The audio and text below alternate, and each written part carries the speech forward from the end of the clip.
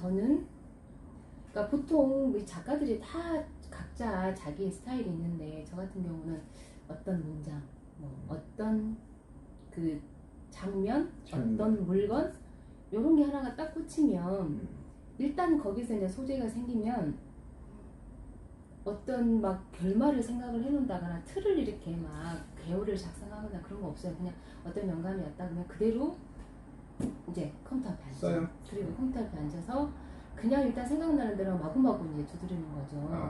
그 대략적으로는 제목을 먼저 뽑아놔요. 제목을 대략 가제든 뭐 그게 뭐 제대로 제목이 될 수도 있지만 일단 제목을 정해놓고 그 다음에 어떤 이야기를 어떤 아이가 어떤 이야기를 해야겠다 정도로만 이번에 그 당선됐던 시간 거북이의 어제 안경 같은 경우는 제가 이제 안경사여서 언젠가는 꼭 안경으로 한번 써봐야겠다. 기존에 안경사를 하셨어요? 제가 안경광학과를 나와서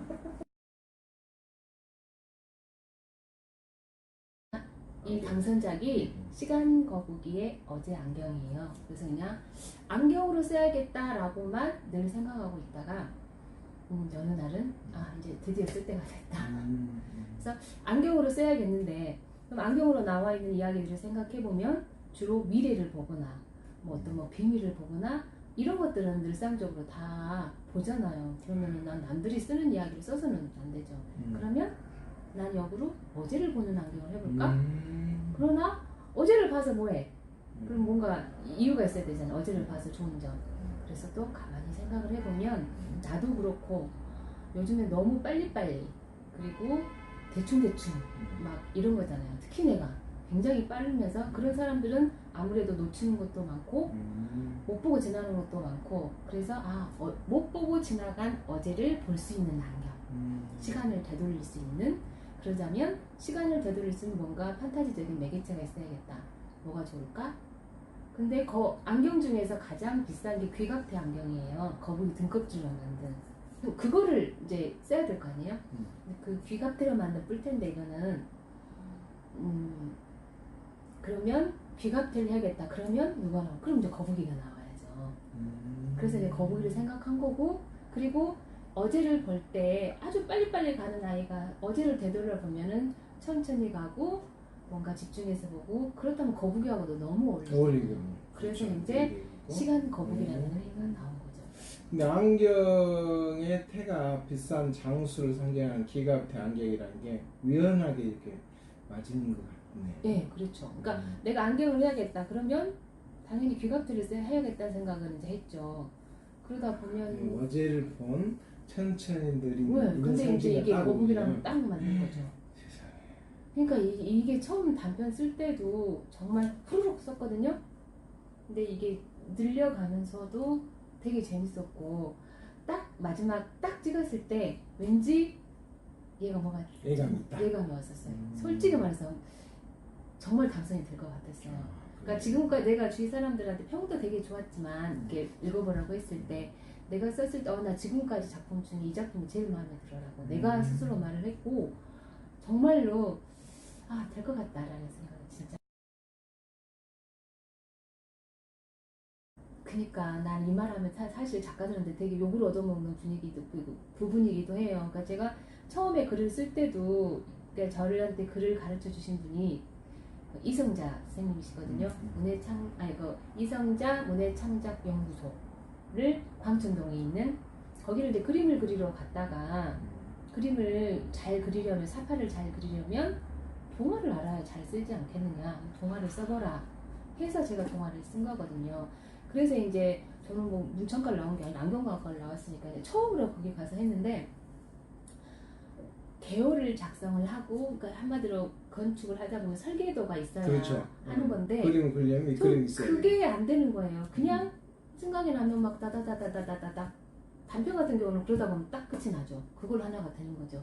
거기서 이제 막 이게 처음에는 약간 수필 같기도 하고 되게 막 그랬는데 첫 작품을 써봤을 때 선생님이 딱 보고 정말로 영광스럽게도 자네는 황선미를 능가하는 작가가 될 수도 있겠네라는 아주 극찬을 들었어요. 황선미 선생님은 마담을 낳은 암탉을 쓰신 분이거든요. 그렇죠.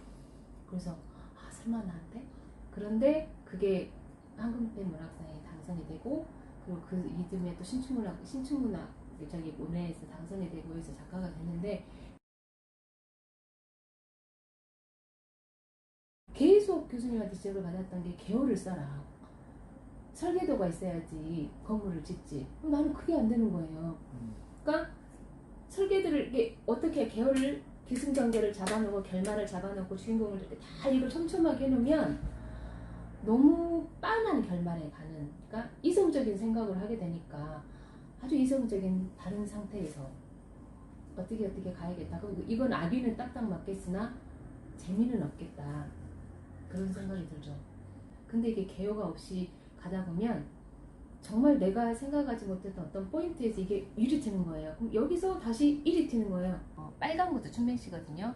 그거는 제가 개요를 썼어요. 왜냐하면 제일 처음에 장편이었기 때문에 그거는 그러니까 첫 작품 거의 1년 반이 걸렸어요. 그때만 개요를 작성하고 그 이후로 쓴 장편 모두 다 개요 없이. 근데 이제 뭐 완전히 처음부터 400매, 300매 완성이 된 건 아니고 처음에 한 30매로 끝날 때도 있고 어쩔 때는 막 다다다다다 쓰다 보니 이승사자와의 타임포켓 같은 경우는 그냥 앉은 자리 초고를 100매를 썼거든요. 그냥 막 머릿속에서 캐릭터가 막 계속 막 쏟아져 나오는 거예요. 내가 손이 잡아 따라갈 수 없을 만큼 막 그 이야기가 이야기를 막 나를 끌고 가는 것 같아요. 정말 생각하지 못했던 하다 보면 여기서 이런 캐릭터가 나오면 재밌겠다 싶으면 거기서 그 캐릭터를 만드는데 그러면 이 사람이 갑자기 나타나면 안 되니까 앞에서부터 다시 이제 이렇게 막 다시 수정을 하고 또 여기서 어떤 결말이 이렇게 가다 보니까 재미가 없어 그럼 다시 되짚어 와서 다시 그러니까 오히려 시간은 막 중구난방 왔다 갔다 정신이 없기는 한데 나는 그런 과정이 되게 재밌더라고요. 어디로 튈지 모르는 거. 그게 되게 재밌어서 개요를 안 쓰고 정말 개요를 딱 써서 쓰라고 한다면 나는 어떤 표현을 하냐면 개요를 써서 정확히 쓰라고 이렇게 막 처음부터 작성을 해놓고 쓴다고 한다면 의자에다 나를 꽁꽁 묶어놓고 방문을 딱 잠가놓고 창문을 모두 걸어놓고 손만 움직인 상태로 글을 쓰라고 하는 그런 느낌이 들어요. 이게 개요를 작성을 하고 거기다 할 때는 그래서 그냥 뭐 되는 대로 일단 써요. 내가 이야기가 풀어가는 대로. 그래서 30매든 100매든 이게 초고가 나오면 그 다음에 이제 이 이야기 성격에 따라서 이게 저학년일 건지 중학년일 건지 고학년일 건지 일단 성격이 이제 나오면 고학년부터 그렇게 해서 한 5-6번을 다시 써요. 처음부터.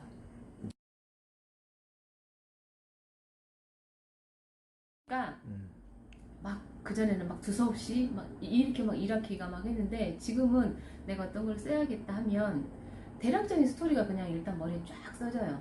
대략적으로.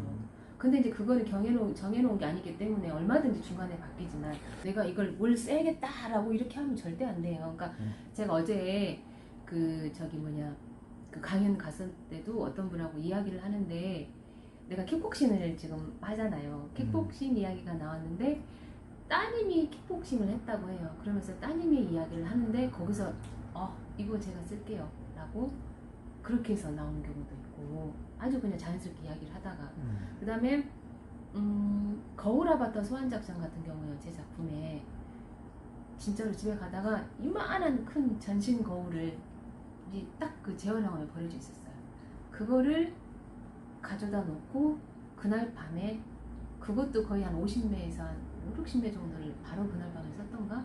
그래서 그 거울아바타 같은 경우는 사파도 제가 그려갖고 그 거울도 그대로 보고 그렸어요. 그대로 들어와 있어요. 그 체계가. 그러면 그러니까 일단 이 거울이 왔고 거울을 써야겠다. 근데 이 전신 거울이다. 그러면 이 거울 안에 뭐가 있을까라고 생각을 하잖아요. 그럼 나는 일단 거의 대부분 제 작품은 빨간구두 춘맹실 빼고는 다 판타지거든요. 근데 이 안에 거울 미로가 있을 거라고 나는 상상을 했어요. 왜냐면 우리 아파트에서 이렇게 엘리베이터를 타고 양쪽에 거울이 있으면 이렇게 보면 거울 안에 거울 있잖아요. 나는 그게 거울 미로 같다는 생각을 보면서 늘 했었거든요. 야 저기 빠져버리면 절대 못 나오겠다라는 생각이요. 그래서 일단 거울 속에 거울 미로가 있겠다라는 기본적인 그 공간적 배경이 있었고 아바타 영화에서 아바타 많이 알잖아요. 그러면 거울을 볼 때 늘 그런 생각을 하죠. 옛날 사람들이 거울 보면 영혼이 뺏긴다고 막 그렇게 믿었던 것처럼 이 거울에 그러니까 나의 영혼이 들어갈 수도 있다라고 생각을 해요. 근데 내가 몸이 들어갈 수는 없고 나와 똑같은 그 나의 어떤 아바타, 그러니까 이게 요즘 말하면 아바타죠. 나의 아바타. 그러나 아바타가 한 개만 있는 건 아니고 여러 아바타가 있을 거 아니에요. 근데 여기 주인공 필립이라는 애는 굉장히 소심하고 막 따돌림도 당하고 괴롭힘을 당하는데 그래서 늘 자기한테 용기가 없는 나라고 생각한 거죠. 용기 아바타가 없다고 생각하고 그러니까 자기 이 거울이 여기서 말하는 거울이에요. 이 거울이 얘한테 그러거든. 너는 네 아바타를 어떻게 관리했겠니? 네 아바타도 다 내 몸속에 들어와서 지금 간지러워 죽겠다고. 그러니까 내 용기 아바타도 떠나버렸구나. 그래서 내가 이렇게 좀 이러구나 하면서 자기의 아바타를 찾으러 들어가요. 그 거울 미로 안에. 그래서 가서 그 자기 아바타들을 찾아서 나온다는. 그러나 사실은 그 모든 아바타는 나한테 있었던 거죠. 용기 아바타는 1000개의 눈이 답을 알고 있다고 해서 이 거울 미로 속에 1000개의 눈을 찾아가는데 1000개의 눈이라고 해주죠. 네가 여기를 들어왔을 때 너는 용기가 있었기 때문에 뛰어 들어왔지 어떻게 들어왔겠냐고 네가 모르고 있었을 뿐이다 라는 말을 해요. 그래서 내가 이렇게 얘들한테 주고 싶었던 메시지는 그거죠. 너희들 안에 있는 그 수많은 가능성은 네가 모르고 있을 뿐이지 네 안에 있어 라는 말을 해주고 싶었죠. 그래서 그게 거울 아바타 소환작전이라는 동화책으로 나왔어요.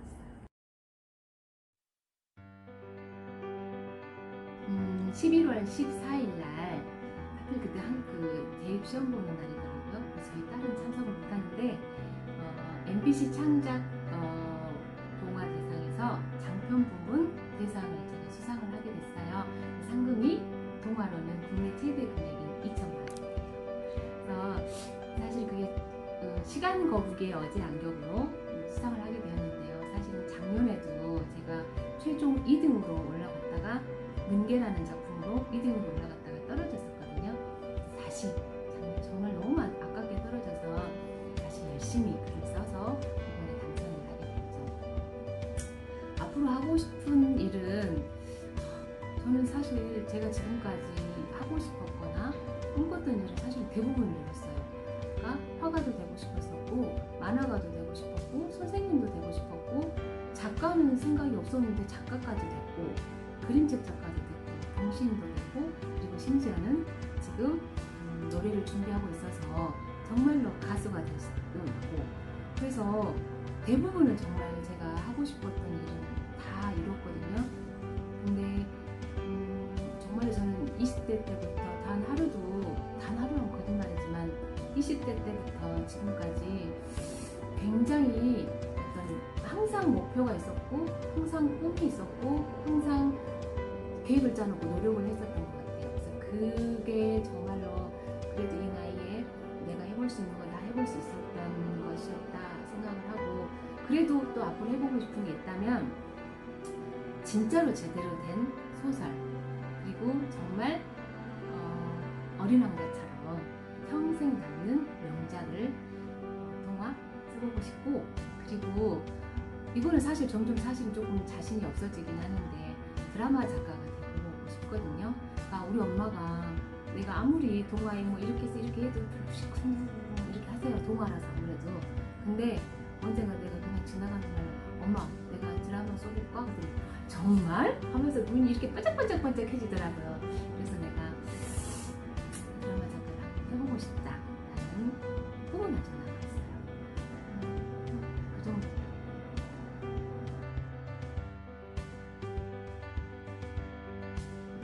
다음에는 제 캐릭터인 무지개 작가를 만들어준 무지개 가발을 쓴 그 캐릭터가 나온 그림책에 관련된 제가 그림책 작가이기도 하니까요.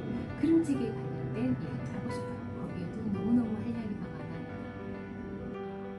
저는 윤미경 무지개 작가 TV를 운영하고 있는 크리에이터입니다. 무지개 작가는 여러분의 사랑을 먹고 삽니다. 저에게 사랑을 표현해 주시려면 좋아요, 구독하기 잊지 마세요.